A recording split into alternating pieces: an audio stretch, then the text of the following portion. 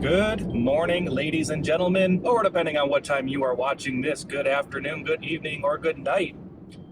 Today, I am on location to the great country to the north, Canada, because I am going to be attending, for the first time in my life, the Toronto International Film Festival, also known as TIFF.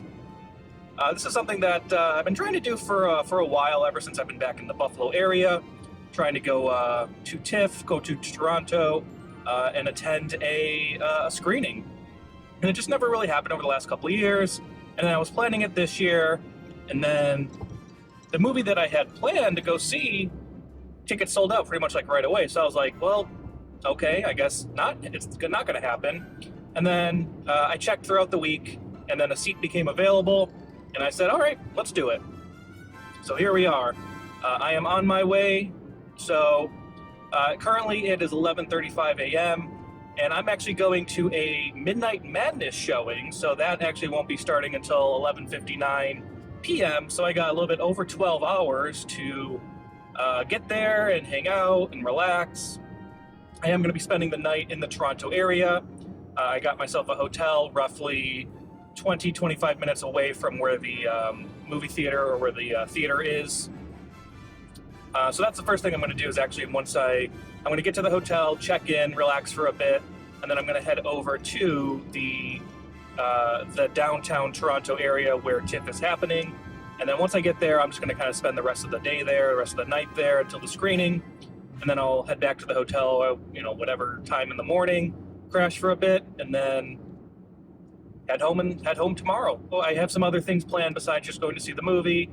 And but for right now, I'm roughly about an hour, 45 minutes away. Of course, I still got to, go through the border, do all that stuff. So hopefully it's not too busy. Although I got plenty of time. I'm really in no rush. So the movie that I'm going to go see, so I did want to go see Midnight Madness. That was the one block that I specifically wanted to do because I love horror movies. And I've heard so many fun things about Midnight Madness, just to go see a midnight movie. With a bunch of people in like a packed crowd, and most people have not seen the movie before. The movie I'm going to go see is called Ick, I-C-K. It stars Brandon Routh, and I don't know too much about it. I haven't seen a trailer or anything. From the description on the website, it said the movie is a bit of a spiritual reference to movies like The Blob, which I don't know if they meant the original Blob or Frank Darabont's The Blob. Either way, that's cool. And then also The Faculty, which is one of my favorite Robert Rodriguez movies. So I'm expecting a fun creature feature type of movie. And when I was looking at the lineup for Midnight Madness movies, that's the one that kind of stood out. And I was like, okay, I think I'd have a lot of fun with that one. So, thanks for coming along on this journey as we go to another country. Go to one of the biggest film festivals in the world. Who knows what we'll see and who we'll see, but yeah, I'm looking forward to it. So I'm going to go ahead and focus on the driving portion right now because I got a bit of a drive ahead of me. So come on along and let's do it.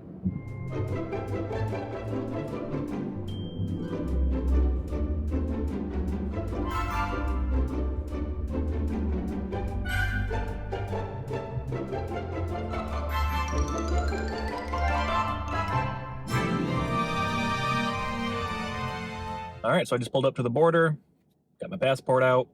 Hopefully it won't be too long. There's maybe like 15 to 20 cars in front of me. Hello. All right. Good, how you doing? Good. Where do you live, sir? I live in Buffalo. You own the car? Yes. Where are you going?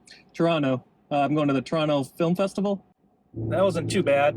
I got past the border and I am officially, I was in Canada already, but I am officially now in Canada, and I got about a little bit less than an hour and a half drive, not too bad. I have, not miles, 141 kilometers, because yes, that's how Canada does it. So I got about 140 kilometer drive to make, which converts roughly to about an hour 22. The nice part about driving from Buffalo to Canada is like the majority of the drive is like one long stretch. which is the Queen Elizabeth Way. But yeah, so I got a heck of a drive to make. Hopefully it's some nice scenery along the way. I did this drive about a year ago, a little bit over a year ago, and it was like a nice, very nice drive. So yeah, got a bit of a ways to go, so let's get her going.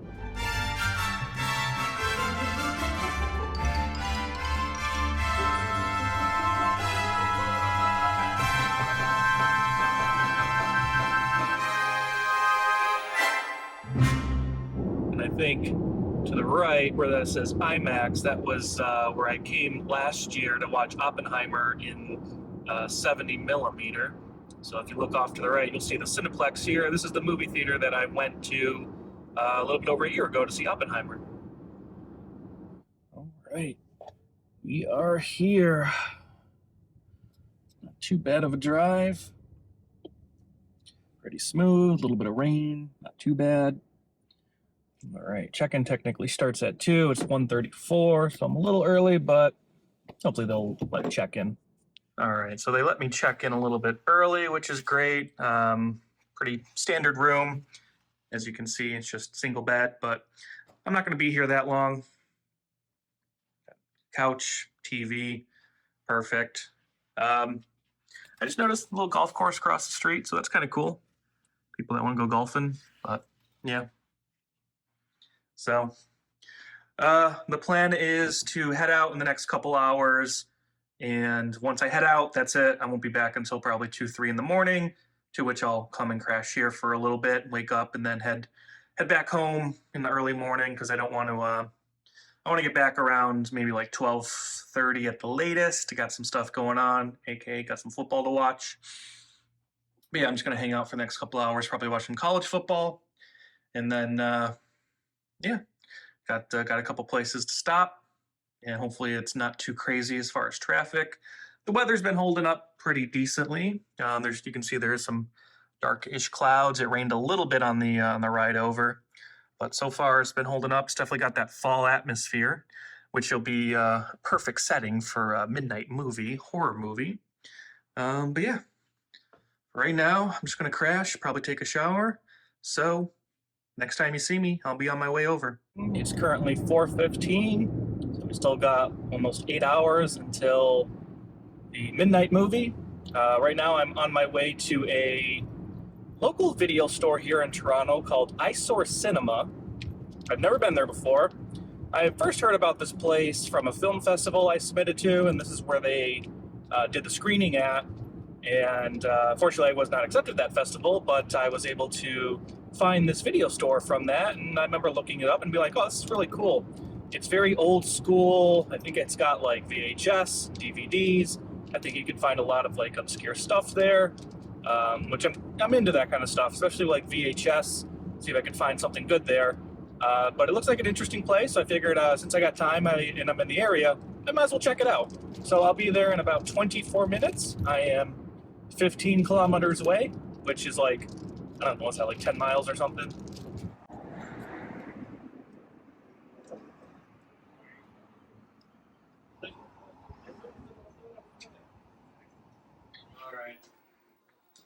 I think these VHSs, they might have the first one in the back. Just because we started. The other one. Got an entire DVD collection broken down by directors. Hey, come on, no sarcasm. People leave their house there. So I live in Northern Ontario, 15 minutes from Yeah. the Porter. That's Okay. where I go to see live music. Oh, is it? Okay. Yeah, there's no more live music in Montreal anymore. Like the big bands don't come anymore. Yeah. Well, the medium bands that I'm into, they don't come anymore. Medium. Like the medium bands. That must be where they do the screenings. Well, there wasn't that long ago in Montreal. Like, there was a Montreal Exactly. A few of my friends were trying. There's the homeboy Cronenberg from the area. So if you join the group, and then I post like so all the these guys releases that came out. All right, so I just got done at Eyesör Cinema, the video store, and got some stuff to add to the collection. Let's take a look. So the first thing I got is a movie called 2001 Maniacs, which is starring Robert Englund, Freddy Krueger himself. If you've never seen the movie, It's kind of an cheesy early 2000s horror movie. It's technically, I think it's a not sequel, but sort of sequel to Cabin Fever because the Eli Roth character appears in this movie as well. The reason I got this is because there's some pretty interesting bonus features on here. So it's $5, why not? And then had to get some VHSs to add to the collection.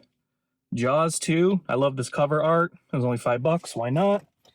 And if you're gonna get Jaws 2, well, you might as well get Jaws. This is the Chew VHS tape. So, I mean, it's my favorite movie. I had to have it. Definitely going to add it to the collection. You know, I'm planning a trip to Martha's Vineyard next year. So if there's any of the cast or crew there, I definitely want to have them sign this. If there's any from Jaws 2, I'll have them sign that as well. But yeah, altogether, it cost me, well, I gave them $20 cash. For anybody that ever goes to this place, pay cash if you can. Just a heads up, it's easier for the people there. So I gave him $20 cash, US dollars, and he gave me back 5 Canadian, I guess, dollars or whatever they're referred to, which is kind of cool. I don't think I'm going to spend this because it's kind of cool just to have that. So yeah, but yeah, that is my haul from Eyesör Cinema. Pretty cool. The place overall wasn't too big, but it's a video store. What do you expect? I didn't realize that like half of the side was rentals, so they actually do rentals there, and then the other half you can buy. Although the guy did say, you know, if something catches your eye that's a rental, let me know, and I think they can just let you buy it. But I was in the mood for like haggling. They did have some interesting stuff. I should have got a Cronenberg movie, but I didn't really want to bother with it because obviously, you know, him being from the area. But yeah, so that's it here, and now I am going to be heading over to essentially where I'll be spending the rest of the night. So I'm going to head over to the Royal Alexandra Theater. I still got right now it's about 5:30. Still got about 5.5 hours. My plan is to probably get to the theater maybe around 10:30, about an hour and a half before. They do suggest maybe like 30 minutes before, but I'm just going to play it safe. I mean, there's nothing else I'm going to be doing. So I'll probably get there around 10:30. But between now and 10:30, I got about 5 hours to kill. I mean, I'll figure out stuff to do. But yeah, I'm sure, you know, driving there might be a little bit of a mess because of the traffic. So I'm going to take my sweet old time.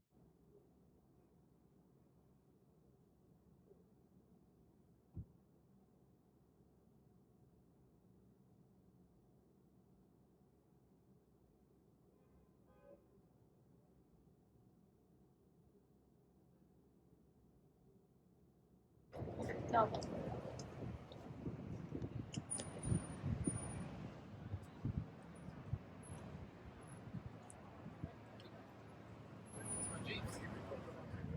Oh, is it really? No, he's not missing. Yes, I do now. You can see people waiting in line. There's probably some screening.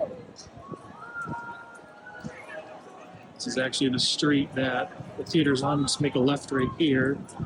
And You're it's, meant to be outside. I think this whole street is basically blocked off for the festival. Yeah, so this entire street is basically blocked off, and this is where a lot of the theaters are. You can see a bunch of people waiting in line over here to get in for whatever screening. So yeah, that'll probably be me in like 4-ish hours. But I'm definitely going to get in line way early because got nothing else to do. But yeah, it's pretty cool. They got like tents up everywhere. And the theater that I'll be going to is actually coming up right over here on the right-hand side. So yeah, there's the Royal Alexandra Theater. That's the theater that I'll be going to tonight to see my screening. I'm actually going to ask and see how early I would be able to get in line, so let's find out. So I asked one of the guards, and they said probably about an hour early that you'll want to get here, and then you kind of start lining up over in this section kind of over there is what she said. But I'll probably get here even earlier than that, maybe even around 10, and just start, you know, getting ready to get lined up because I got nowhere else to go. But for now, I got time to kill, so I'm just gonna walk around and see what's available.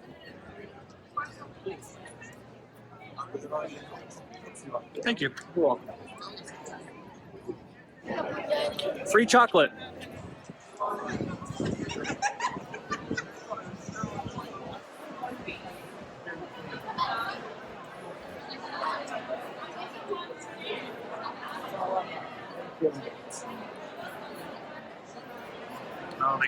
red carpet thing here. It's pretty cool. Oh, okay, this is where you get tickets. Oh, they got a shop over there. I might check that shop out in a minute. I think I'm gonna try to find a bathroom first. Remember, not restrooms, washrooms. Or you can also call it the loo. Well, I've officially been walking around for 20 minutes and I've already got chocolates and Listerine. Wow, what a combination. Gotta love it. TIFF.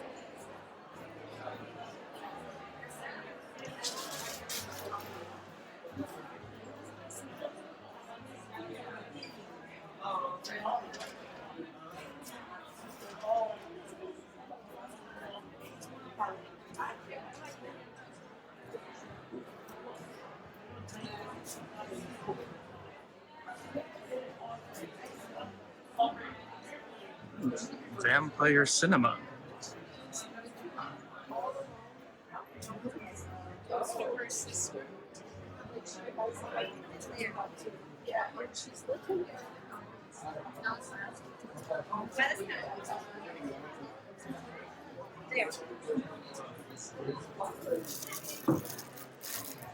Yeah.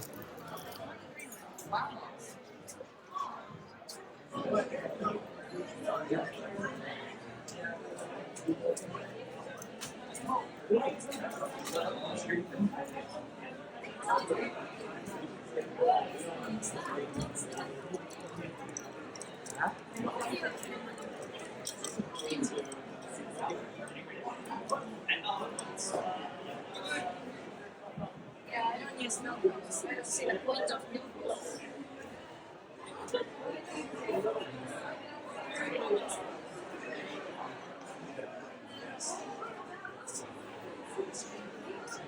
These are nice. From last year, though. I got that one. Every indie filmmaker should have that book.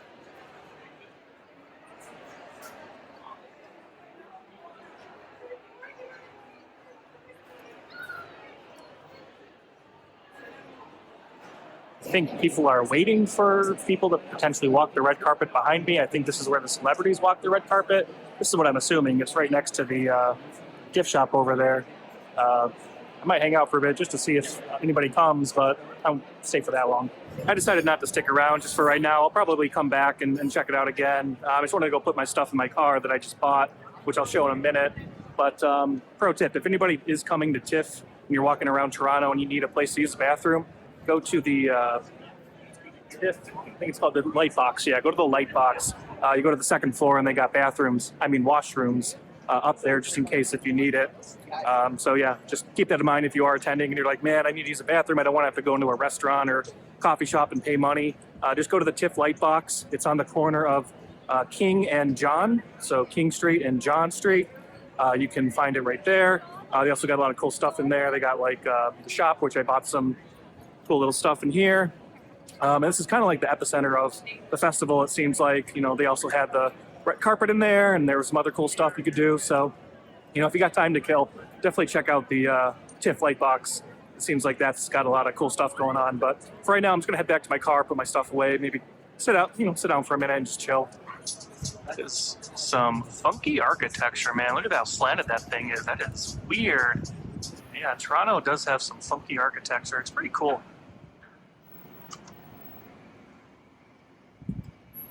It's got it almost looks like a little apartment complex there, but then you got these buildings on top of buildings.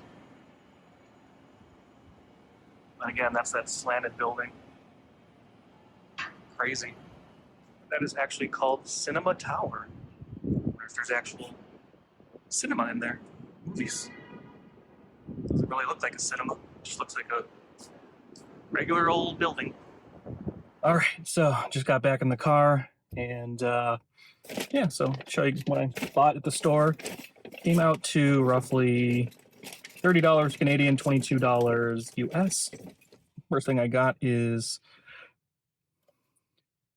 a little pin. It says a George Romero film.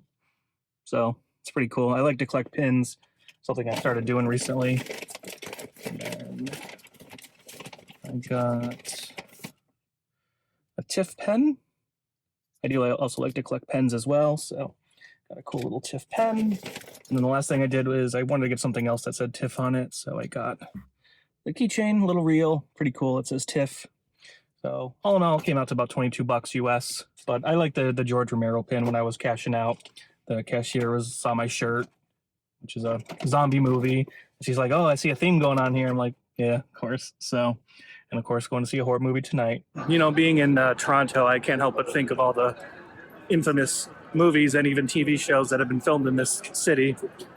You know, a couple that come to mind are like American Psycho, Eyes Wide Shut, which were filmed in Toronto but actually take place in New York City because they do have a pretty good similar look going on. And of course, if anybody is a current fan of the show The Boys, I know they filmed that in Toronto as well. But yeah, I mean, just so much history here in this city when it comes to like film. I was literally watching a movie yesterday called Detroit Rock City. It's a great comedy from like the late 90s. And that was also filmed in Toronto, kind of in the outskirts of the city, though not in the city itself. Here's another famous movie that was filmed in Toronto, Tom Cruise in Cocktail. If you remember at the end of Cocktail, that's the name of the bar that he opens up Cocktails and Drinks based off of his friend, the name his friend came up with. So yeah, that's a guilty pleasure favorite movie of mine is Cocktail, starring Tom Cruise. Yeah, Cocktails and Dreams, named after from that movie. Take your photo. Take your photo.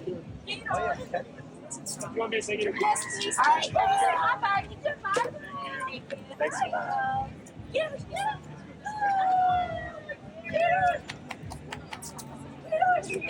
Thank you so much. Thank you so much. We're waiting for pizza. So while I was waiting in line for my free slice of pizza, the guy in front of me gave me this little green wristband, which I guess is for a specific area that you can go to. It's not for any screenings, but he said like there might be like celebrities walking by or something like that. So I think it's in this area, so I'm gonna try to check it out.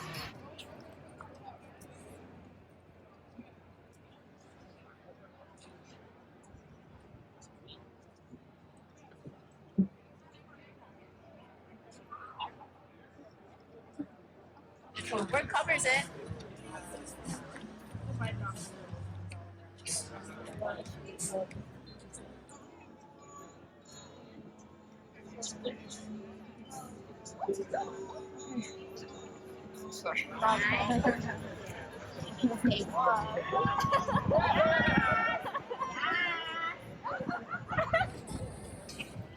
Hi, Charlie. Woo!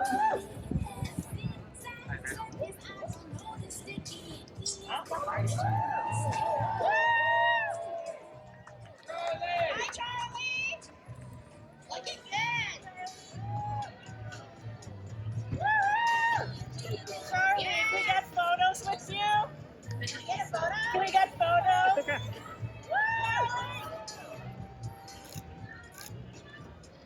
Hi, Charlie.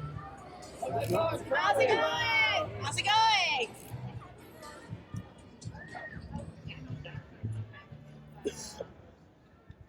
Looking good. Woo!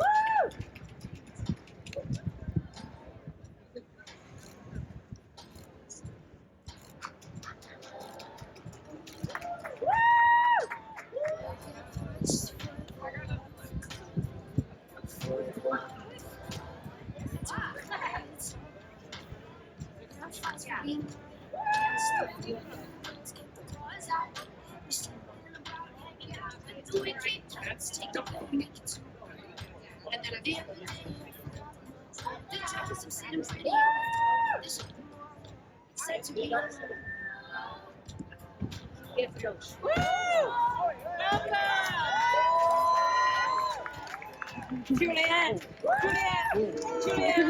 chocolate, s'il vous plaît. Recognize that. Great movie. Thank you. Are you okay doing one more and do a photo with? Thank you. Very excited to meet you. Photo, s'il vous plaît. Look at you. Merci. Photo avec vous. Okay, we'll do two more guys in the Quick photo, madame. I appreciate it. S'il vous plaît.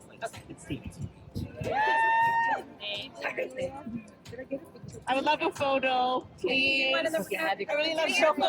Please, please.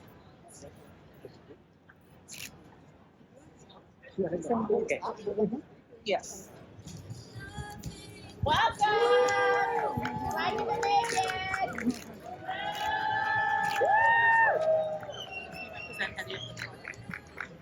Ciao, Umberto! Umberto!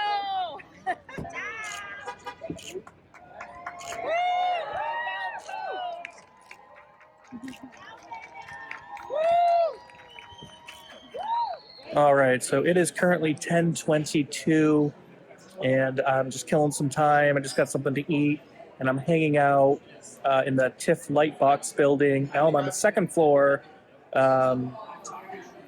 This is kind of like a little. It's like a little lounge that they have. You can see behind me. You can see the street where all the festivities are taking place. So I'm probably gonna head over maybe in the next 5 to 10 minutes, head over to the theater and see about, getting in line or hanging out over there and getting ready to go. It's been a long day. I'm a little tired. Hopefully I'll perk up a bit once we get closer to midnight and, getting in the theater and everything. But it's been fun, man. It's been a really cool experience. Just from seeing all the different vendors and the different events that were going on, and all the people, which is pretty cool. I got to even experience like a red carpet moment, which that was fun. I wasn't expecting that, so fun little serendipitous moment that happened today. And the big moment is still to come, the midnight movie. So yeah, I'll probably head out in about 5 minutes or so. I'm just kind of relaxing in these nice chairs.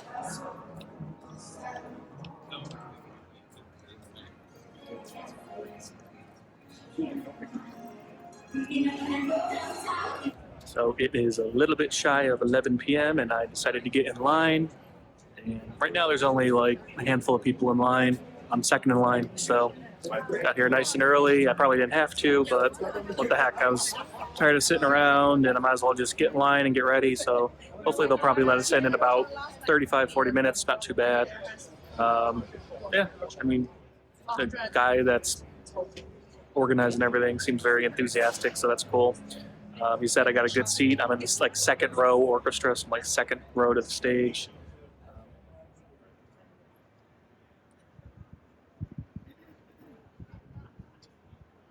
It's midnight! Madness! Madness!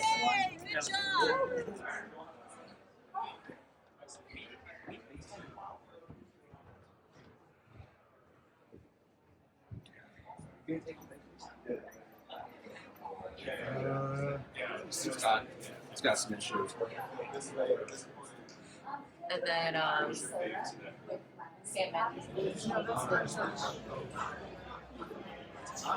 Yeah, I was like, well, we're both gonna be there for me. He's my case. Yeah, I'm both shocked.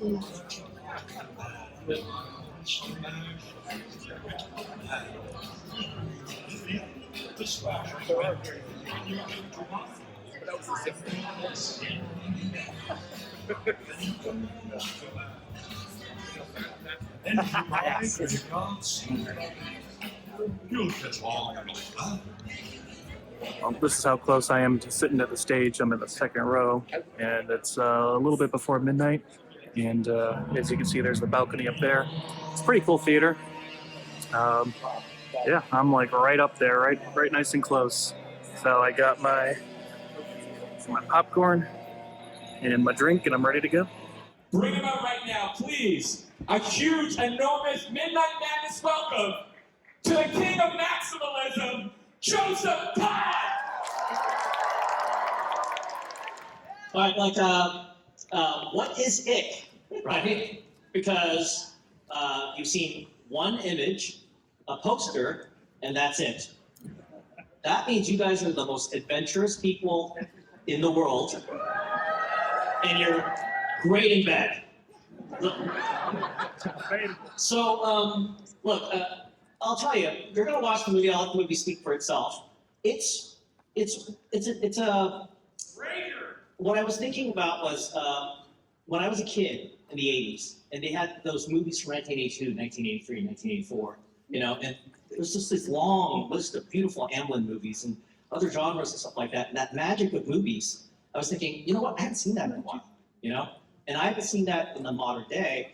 And you know who hasn't seen that are the kids today. And I think that's a shame. So what I wanted to do was make something for the kids that I felt back then. Now, we'll see if he succeeded or not.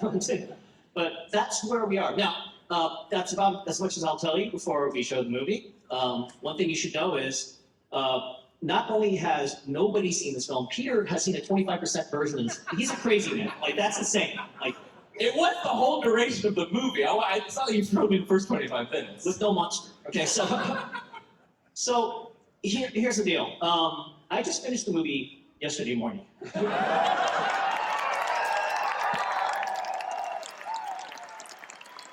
You really seem to know. I want to explain something about filmmaking.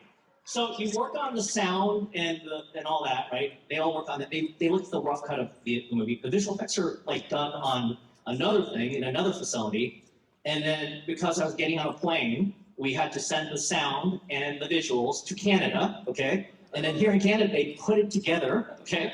And then in order to test it, I got 30 minutes to look at this. So I scanned the movie around for 30 minutes. Okay, it's in sync. It looks like the color's working. So I haven't even seen the movie.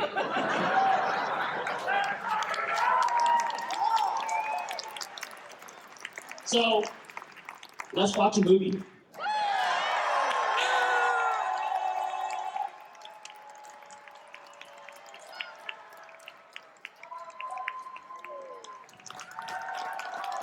Molina Weissman! Nina Shabari! Wait, come on, guys. Your audience awaits. I was going to call everyone's name. Deborah Wilson as well. Emerson Cohn. Taya Sophia. Zeke Jones. And the great Jeff Bailey. And producer Steven Schneider, if you're back there, come on the stage.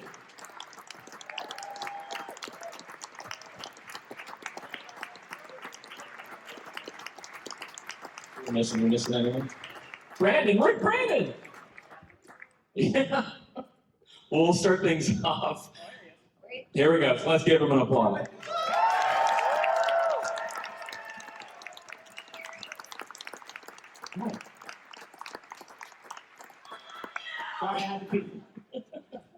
While you guys take some minutes to collect some questions, we're going to start things off. Joseph, you told me that this is a script that originated before the pandemic, or it was an idea well before the pandemic, because it was you described to me that you wanted to explore the idea of what it's like to live in a society that's in perpetual crisis. Yeah, like today. Look, I love horror movies, but you know, I think that the modern world treats monsters different than the 50s or the 30s. Because let's think about like what monsters meant back then. Like, you know, like a town gets taken over by a giant lizard. You know, it's Godzilla, atomic bomb metaphor, right? You know, like a big creature comes in a modern society, grabs a woman, climbs up a roof, and you can't do anything about it. King Kong, right? Or like you have an incredible society that's built up, and you can lock your doors, you can do everything like that. But if you have an interesting-looking dude that is sexy, he can come in there and ruin your entire town. Dracula, you know. But the question of all those things is, what if the monster comes into your town? That's a question that all those monster movies ask. But I believe that we live in a world where we've seen the monster. You know, we've seen 9/11, we've seen COVID, we've seen political situations and things like that we can't control. And you know what happens? We live with it. You know, it's like we kind of ignore it at a certain point. After 2 or 3, you know, weeks or years or whatever, next thing you know, you're just sort of like pretending it doesn't exist. Now, you know, that may be human nature, that might be survival instinct, who knows? But I think that's the question I wanted to ask in this movie. What if the monster comes is not the question. What do you do after it's here? And with regards to the ick itself, how did you arrive on both the, you know, the organism, but also its design and its aesthetic? I mean, the design of it, I actually thought of the ick 20 years ago. I thought of it as a Nine Inch Nails video. I wanted Trent Reznor sitting in a chair. I wanted to sing some song, I forgot which one it is. And then I wanted his skin to start growing around the room. I didn't get that video. But then I thought, like sometimes I think like, some things are good as videos, but why waste it? So I waited. And 20 years later, here we are with ick.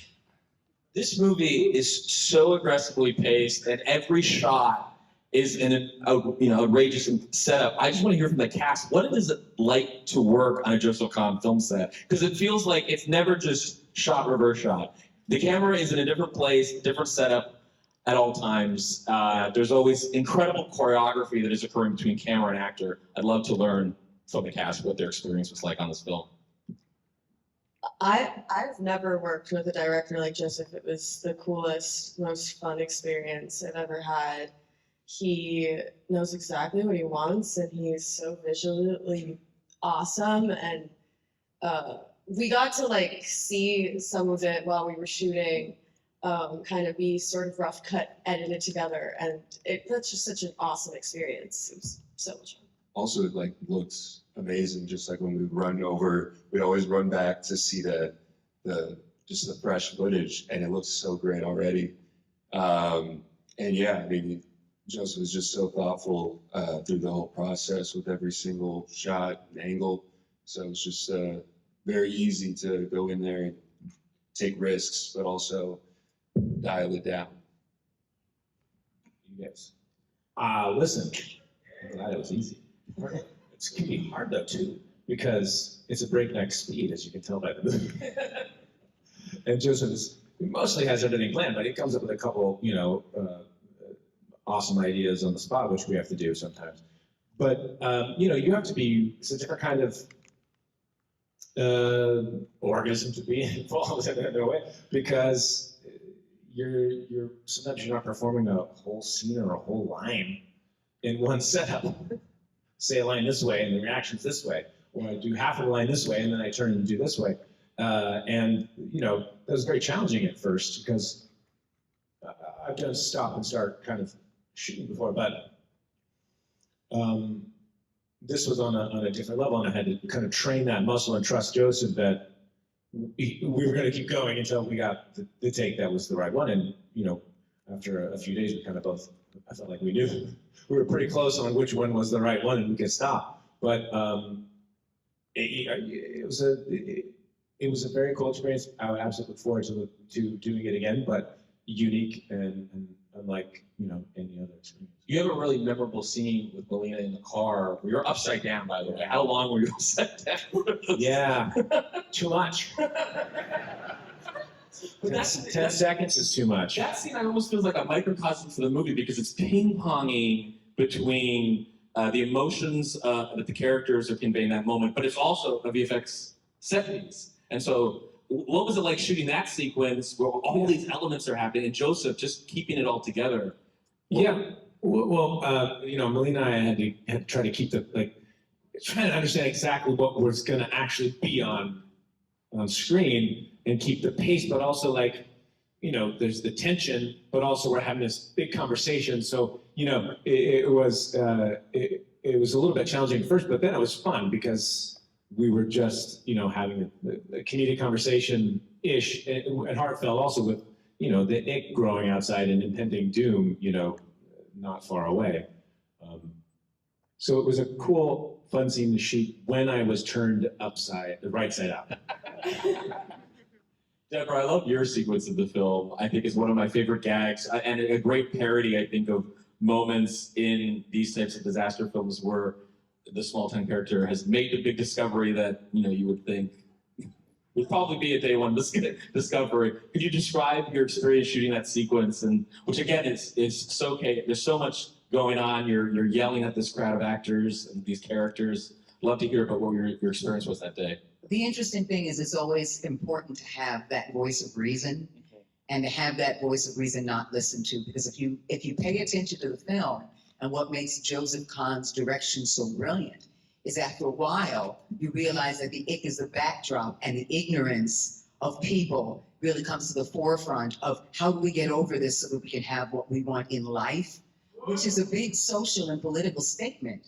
And so it's wise to be able to look at all of it on so many levels. You've got the comedy, you've got the great editing, you've got the great music, and you've got this social and political sphere that works all together. And then you have the voice of reason that is going to be ignored, like it so happens in so many different societies and so many different political factions, that makes this brilliant. It is larger than what most people know it to be because of that type of direction. And what made my role interesting for me is that it's quick, it's the voice of reason, and it leaves. It doesn't try to be the hero. It is not necessary. It is this one moment in time in which it just comes in to have that social moment, and then is out so that the mayhem and the story and the connection can continue to happen. And I think that's just very brilliant to have a little bit coming in and then I'm out. And I think it's a very just a smart role and a fun role. And it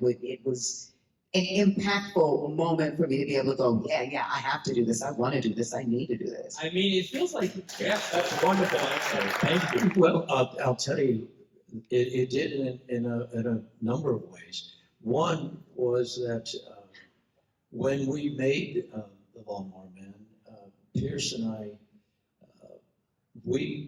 all of the special effects actually didn't exist at that time, and even did virtual reality at that time. So when we were making the movie, when we went to the first screening, it was an amazing experience like this. So when I made this film, I think I worked for about a week or 4 or 5 days, and I didn't meet anyone else in the cast. It was just random. So now I'm meeting everyone. Me and I know each other. We've worked a number of times, but I'm meeting everyone for the first time. But to answer your question, it did remind me of that, because it was an explosion of an experience when I saw that film for the first time, and that's what this was this evening. And I'll just finish on this. I think this is the beginning of, even though Joseph's been directing and working in the industry for 30 years, I think this is the beginning of a big, big career for this director. Please keep it going for the filmmakers cast of it. Remember to vote for the film at TIFF.net/vote. Maybe history will repeat itself as it did in 2017. Thank you.